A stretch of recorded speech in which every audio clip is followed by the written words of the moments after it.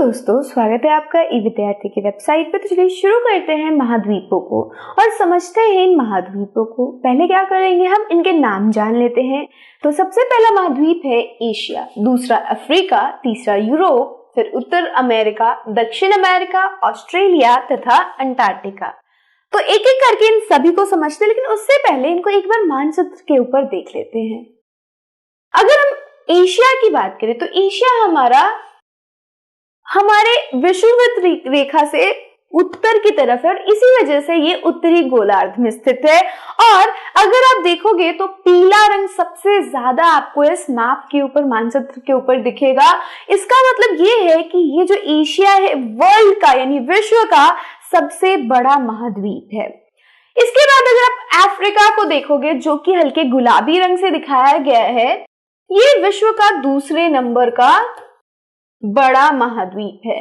फिर हमारे पास आता है उत्तरी अमेरिका जो कि पूरी तरीके से उत्तर गोलार्ध में स्थित है तथा पश्चिमी तरफ स्थित है। उसके नीचे दक्षिणी अमेरिका आ जाता है और फिर यूरोप आता है, हमारा सबसे छोटा महाद्वीप। और हमारा द्वीपीय महाद्वीप ऑस्ट्रेलिया सबसे नीचे, जो कि अंटार्कटिका है, जिसने अपने अंदर किसको समेट रखा है, दक्षिणी ध्रुव को। तो ये कुछ 7 हमारे महाद्वीप हो जाते हैं। तो चलिए पहले शुरू करते हैं एशिया से।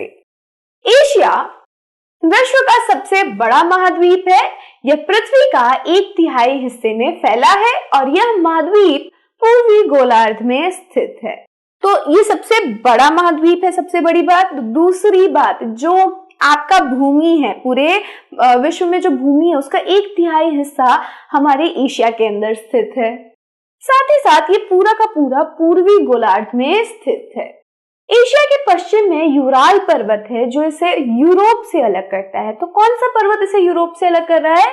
यूराल पर्वत। अगर आप देखोगे यूरोप और एशिया को, तो हर बाकी के जितने भी हमारे पास महाद्वीप है, वो महाद्वीप एक दूसरे से पानी के जरिए अलग हो रखे, किसी सागर तो किसी महासागर के जरिए।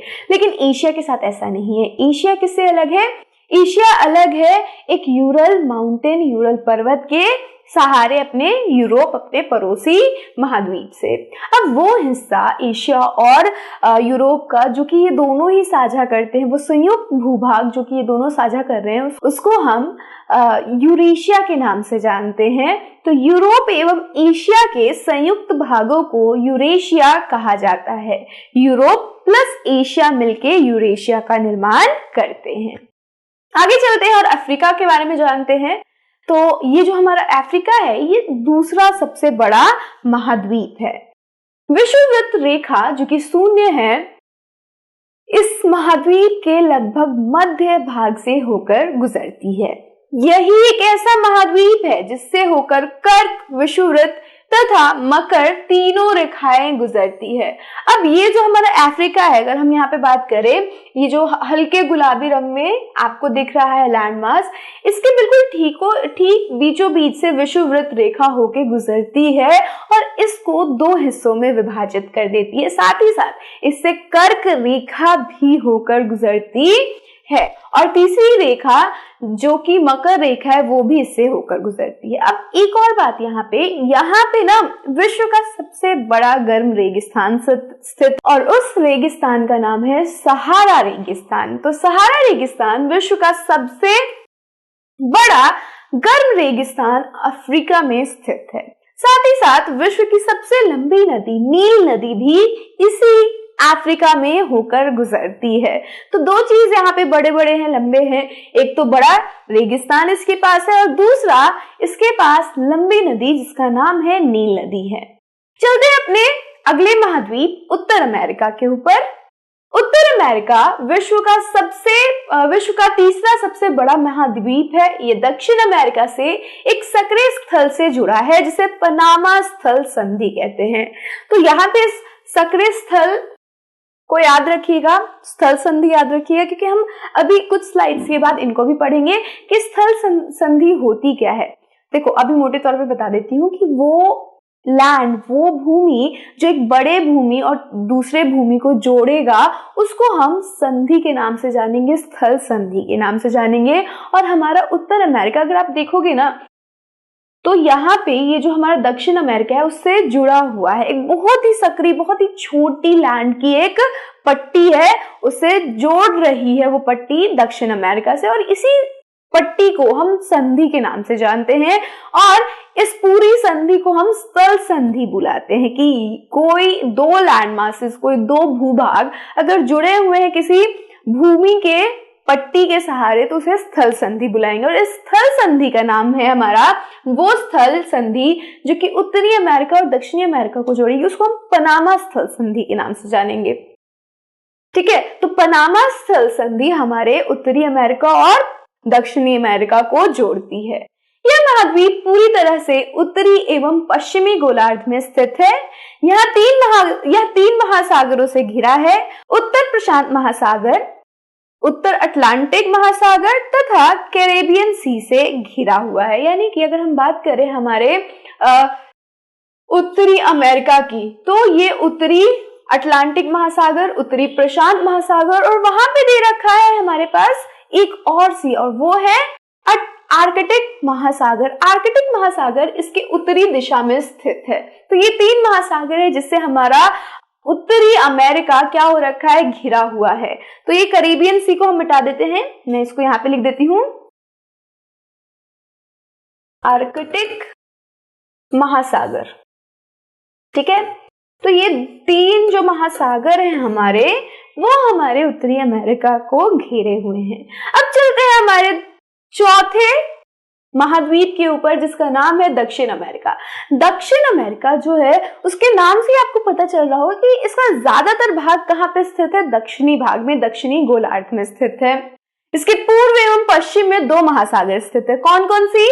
पहला प्रशांत महासागर इसके पूर्व में स्थित है, और पश्चिम में इसके अटलांटिक महासागर स्थित है। दक्षिण अमेरिका में विश्व की सबसे बड़ी नदी अमेज़न रिवर बहती है, अमेज़न नदी बहती है।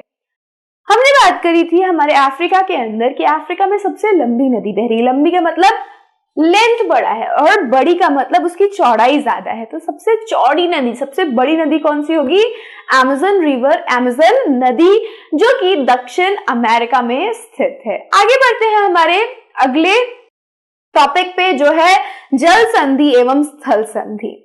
दो संधि को हमने पढ़ना है। अभी हमने देखा कि हमारे दक्षिण अमेरिका और उत्तर अमेरिका के बीच में एक संधि हो रखी है जिसको हमने स्थल संधि का नाम दिया। तो स्थल संधि, स्थल का एक सकरा भाग होता है जो दो बड़े स्थलीय भागों को एक दूसरे से जोड़ता है, और इसका एक उदाहरण हो जाएगा पनामा जल संधि, जो कि उत्तर अमेरिका और दक्षिण अमेरिका को जोड़ रहा है।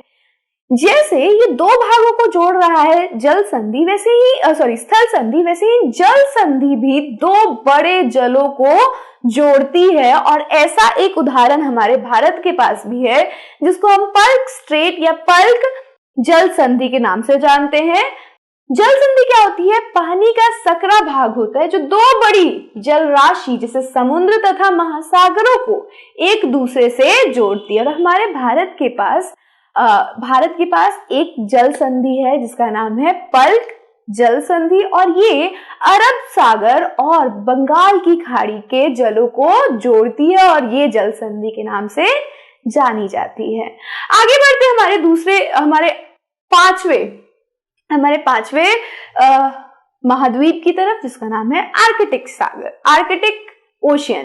तो आर्कटिक ओशियन एक बहुत बड़ा महाद्वीप है, और ये जो हमारा महाद्वीप है वो दक्षिणी गोलार्ध में स्थित है।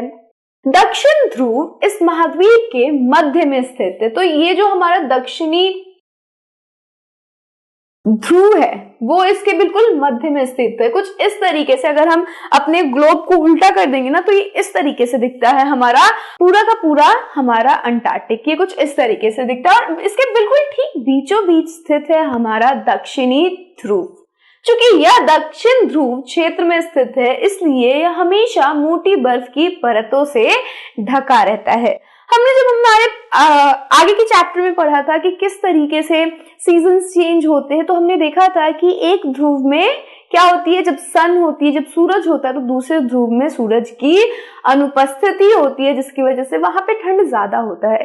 तो ये ध्रुव पे स्थित है और इसी वजह से इस पे पूरे साल बर्फ की मोटी परत जमी होती है। और यही कारण है कि इस महाद्वीप पे कोई इंसान नहीं रहता। लेकिन आपको जान के ये बहुत ताज्जुब होगा कि बहुत सारे देश, मतलब इतने जितने कंट्रीज है ना, उन सभी ने इस महाद्वीप के ऊपर अपने शोध केंद्रों का निर्माण किया है। भारत ने भी अपने लिए शोध केंद्र बनाए यहाँ पे, और इन शोध संस्थानों के नाम है, पहला है मैत्री और दूसरा है दक्षिणी गंगोत्री। तो ये दो हमारे जो शोध संस्थान है वो हमारे अंटार्कटिक महाद्वीप पे स्थित है। अब चलते हैं हमारे अगले महाद्वीप पे, जिसका नाम है यूरोप। यूरोप हमारे पूरे विश्व का सबसे छोटा महाद्वीप है और ये महाद्वीप एशिया के पश्चिम में स्थित है। एशिया के जैसे आप पश्चिम में बढ़ोगे तो ये आपको दिखेगा, और ये एशिया से किस माउंटेन से जुड़ा हुआ है? यूरल माउंटेन से। आर्कटिक वृत्त इससे होकर गुजरती है। यह 3 तरफ से जल से घिरा हुआ है। तो कौन कौन सा वो जल है जो कि इसको घेर रखे हैं, चलिए पता कर लेते हैं एक बार। तो इसके आप अगर पश्चिम में देखोगे यहाँ पे तो आपको अटलांटिक सागर दिख जाएगा, वहीं उत्तर में देखोगे तो आर्कटिक सागर दिखेगा, और बीच में ये वाला हिस्सा आपको किसका मिलेगा? मेडिटेरियन सी का। मेडिटेरियन महासागर जिसे हम बुलाते हैं वो इसके दक्षिण में स्थित है। तो ये 3 ऐसे सागर और महासागर थे जो कि हमारे यूरोप को घेर रखे हैं। अगला पढ़ते हैं हमारे आखिरी महासागर को, जिसका नाम है ऑस्ट्रेलिया। ऑस्ट्रेलिया सबसे छोटा महाद्वीप है और साथ ही साथ क्योंकि ये पूरी तरफ से, चारों तरफ से पानी से घिरा है, तो कई बार इसे द्विद्वीपीय महाद्वीप के नाम से बुलाया जाता है।